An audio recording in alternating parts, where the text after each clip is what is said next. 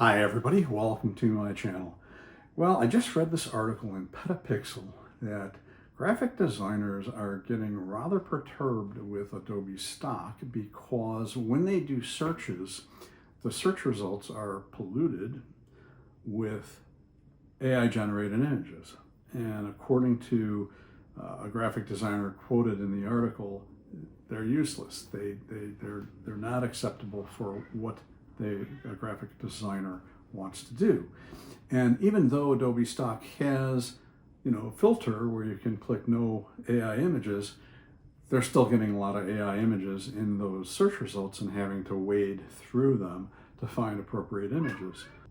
I found that really interesting, and it points out that there is still a need for stock photography, but maybe if you're a stock photographer, maybe you don't want to be contributing to agencies that are accepting AI images and they don't have any effective way of keeping those out of search results. I mean, I got curious because, as subscribers know, I am an Alamy contributor, and I hadn't really even thought about AI images on Alamy, so I went to Alamy's site and also to their blog, and I found a blog post from a couple years ago. And Alamy, to their credit, does not accept AI generated images, and they're trying to find out ways so that folks who've had their images used for AI training get compensated. So they're really trying not to allow scraping of their content by these AI image generators to train the artificial intelligence on. So that's very encouraging. And also in the Alamy blog post, they say that they're removing any AI content that has already been uploaded. That's good to see. What I did was I did a search on some things, and there's still a few things up there that are AI generated, but you got to put AI image in the search. And then, like, if you do AI image cat, you'll find an AI, at least one AI image of a cat. Same with dogs. But I think that's very encouraging, and really congrats to Alamy for doing this. If you are a graphic designer, you might want to consider Alamy. Now, I know the thing about Alamy, and this is, some people view this as a negative, is Alamy will accept any image. They don't edit for content. So if you upload a technically perfect, it's low noise, good focus, good exposure, but it's not a good image, they'll take it. But they do have a ranking system so that, images that don't get clicked on and don't sell get pushed down in the search results.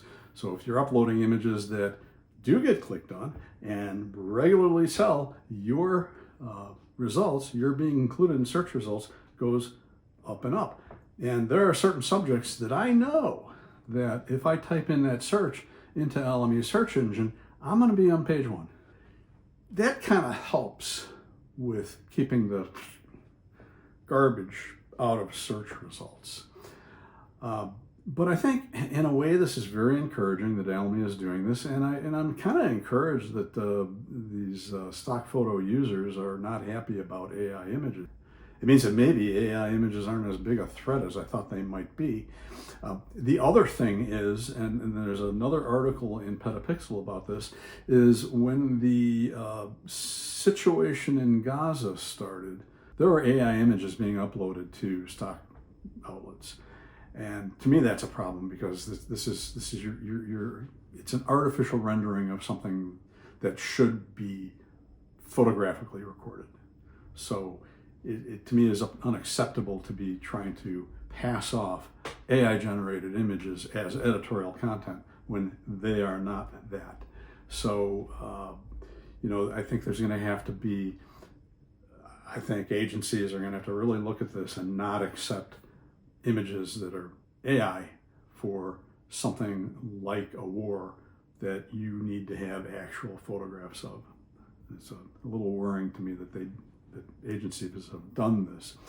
I thought that might be interesting for people, especially if you're doing stock photography or you're interested in doing stock photography. Again, I've linked to the PetaPixel article down in the description. I also have linked it to the Alamy blog post down in the description, so you guys can check that out.